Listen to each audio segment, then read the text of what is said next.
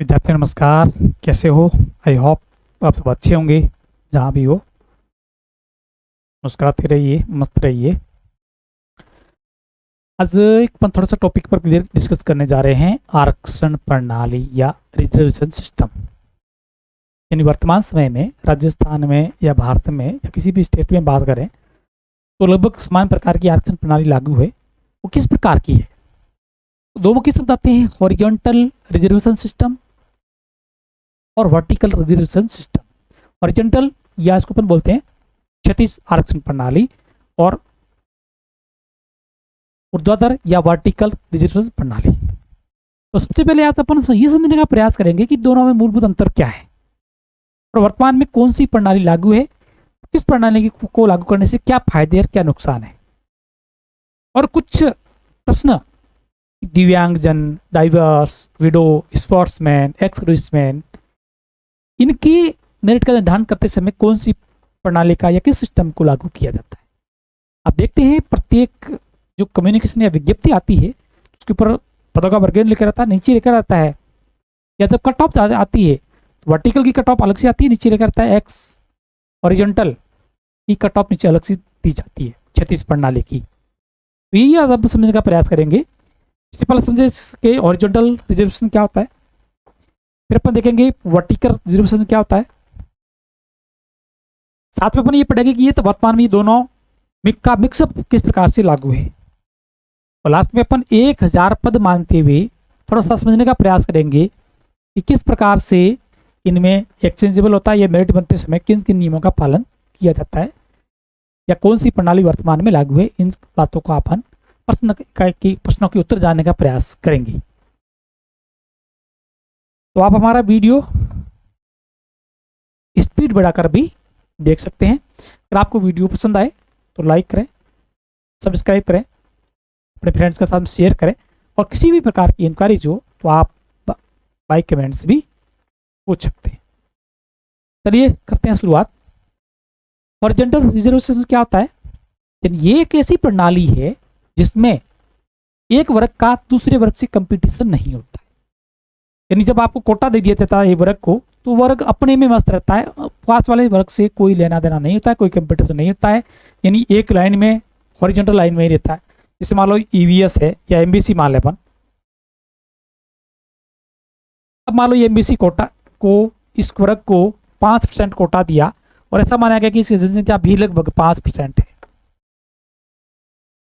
अब एमबीसी के कैंडिडेट्स परस्पर आपस में ही कंपटीशन करेंगे, इनका अन्य किसी भी वर्ग से कोई कंपटीशन नहीं होगा, कोई मतलब नहीं होगा कि एमबीसी की मेरिट कितनी जा रही है और साथ में ईबीएस की मेरिट कितनी जा रही है, ये कोई मायने नहीं रखेगा।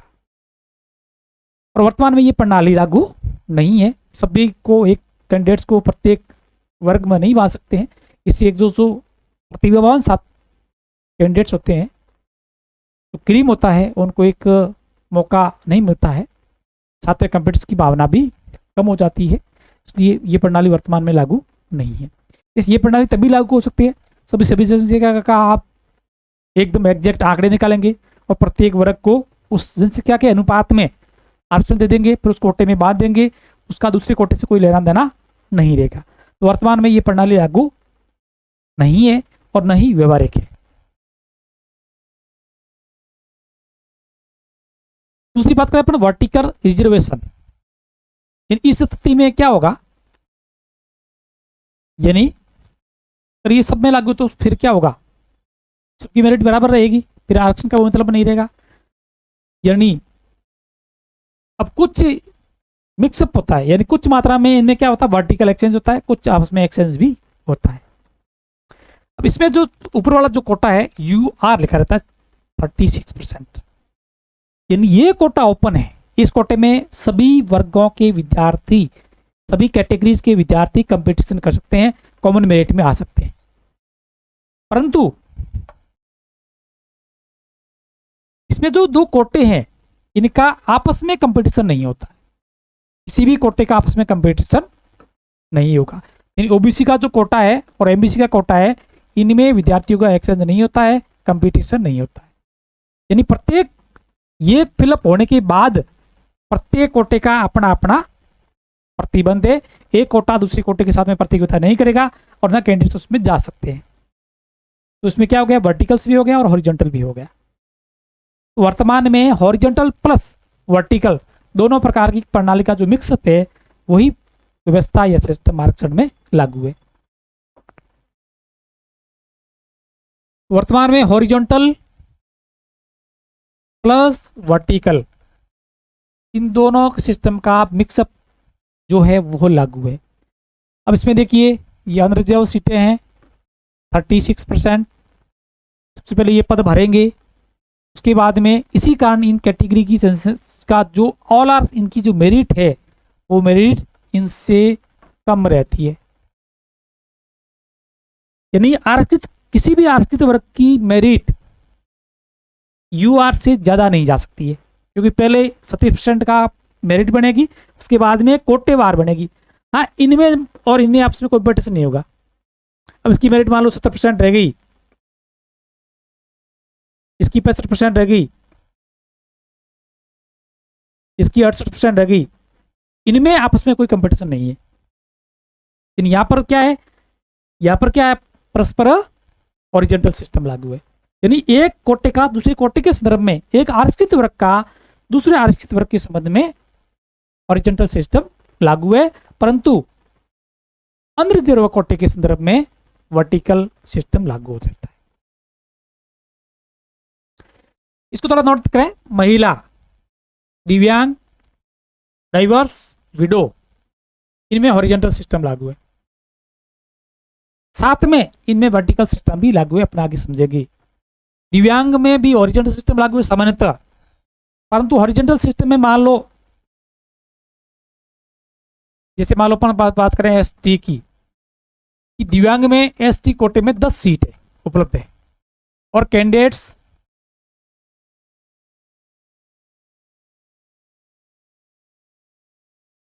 8 ही मिले, तो दूसरे कोटे के कैंडिडेट्स भी, एसटी के कैंडिडेट भी स्पेस में आ सकते हैं। यानी कुल 4% पदों का एस दिव्यांग में समायोजन करना है। और विद्या और परिचितता, इनमें भी हॉरिजॉन्टल सिस्टम है। साथ में हॉरिजॉन्टल सिस्टम के दौरान जितने पद है उतने कैंडिडेट उपलब्ध नहीं होने पर दूसरे कैटेगरी में या विशेष वर्ग में समायोजन किया जा सकता है।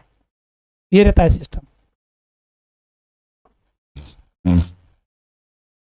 अब मान लो 1000 पद को अपन आधार माने तो नॉर्मली ये सिस्टम रहेगा कि 1000 का अंदर जो या 36% कितना हो गया, 360 पद हो जाएंगे। एमबीसी की 5% 50 पद हो जाएंगे। ओबीसी की 21% टोटल का 210 हो जाएंगे।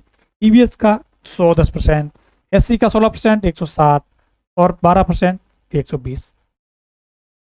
अब ये होने के बाद में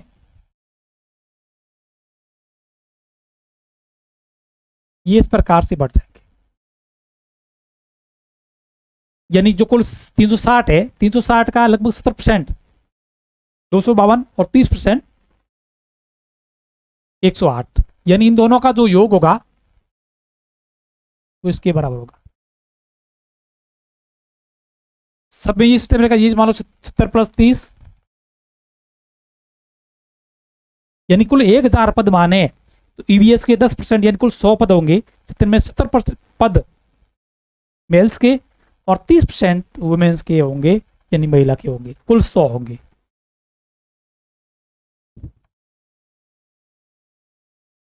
अब मान लो ये 100 हो गए तो 2 1 4 ये कहां से आ गए? तो ये जो पद है 2 और 1 इसी महिला इसी पद में से माइनस होंगे। यानी ईवीएस कोटा, ईवीएस का महिला कोटा का विडो और डाइवर्स कोटा, यानी कोटे के अंदर कोटा, कोटे के अंदर कोटा, तो उसमें से माइनस होंगे। 2 और 3 ये तीनों पद किसके हैं? जो 30 पद है इसी में से माइनस होंगे। तो 4 पद है ये 4% कुल पद के 4% है, यानी 100 के 4 पद वो हो जाएंगे। अब ये 4 दिव्यांग, महिला भी हो सकती है, पुरुष भी हो सकता है, तो ये 4 पद महिला में से माइनस हो सकते हैं, पुरुष में से भी माइनस हो सकते हैं। ये सब कोटे इस प्रकार से होते हैं। अब समझने वाली बात है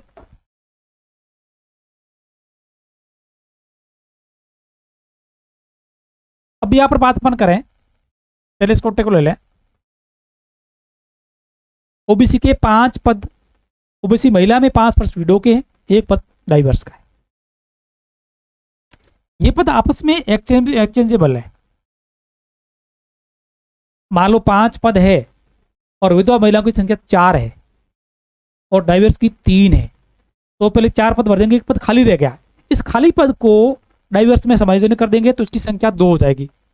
अब जो 4 कैंडिडेट है उसमें से 2 कैंडिडेट से जो ऊपर है उनको इसमें भर दिया जाएगा।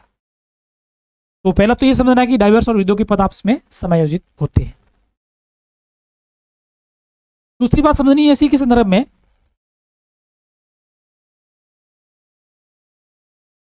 कि ये 8% और 2% ये पद अब वर्गवार भी समायोजित है। जब उस वर्ग में, जैसे मान लो ये कुल 4 पद है और इसमें मान लो 2 कैंडिडेट उपलब्ध है। एसटी की बात करें तो 3 विडो के 1 डाइवर्स के कुल 4 पद है और कैंडिडेट्स 2 ही उपलब्ध है, तो ये जो 2 बाकी वाले जो पद है, इस पद को अन्य कोटे से भर दिया जाएगा। यही तो कई बार की है, अन्य कोटे से कैसे भरा। ये विशेष विडो, डाइवर्स, दिव्यांग और एक्स सर्विसमैन, ये विशेष रियायत वाले कैटेगरी से है जो आपस में एक वर्ग से दूसरे वर्ग में समायोजित होते हैं। उस कैटेगरी के कैंडिडेट्स उपलब्ध नहीं होने पर अन्य पद से भरे जा सकते हैं।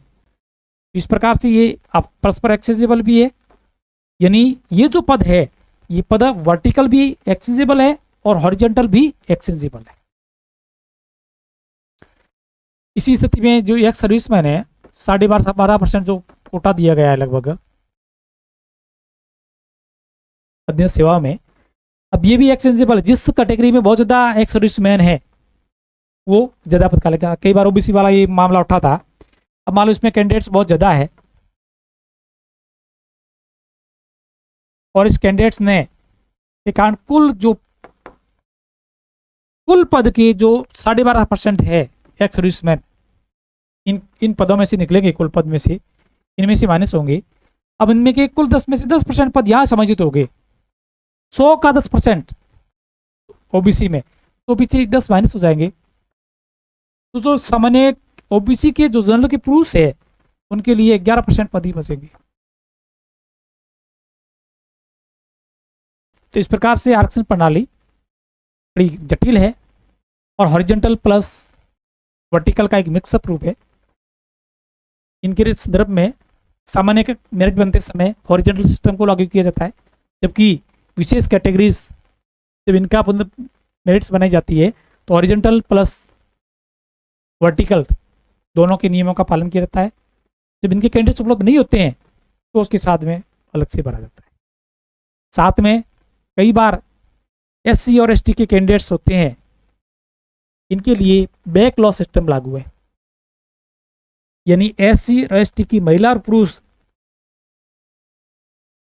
विडो, डाइवर्स, दिव्यांग, एक्समैन की बात नहीं कर रहा हूं, एससी और एसटी के पुरुष और महिला कैंडिडेट्स उपलब्ध नहीं होते हैं, उनके पदों को खाली रख करके अगली भर्ती में समायोजित कर दिया जाता है, उसको बैकलॉग सिस्टम कहा जाता है। तो आपको किसी भी प्रकार की इंक्वायरीज हो, डाउट्स हो, तो आप व्हाट्सएप या वीडियो के नीचे मैसेज के माध्यम से, कमेंट्स के माध्यम से भी इंक्वायरीज कर सकते हैं। अगर आपको हमारा वीडियो पसंद आए तो हमारे चैनल को सब्सक्राइब करें, अपने फ्रेंड्स के साथ शेयर करें, लाइक करें और कमेंट्स करके हमारा उत्साहवर्धन करें। Thank you, have a nice day. जय हिंद, जय भारत।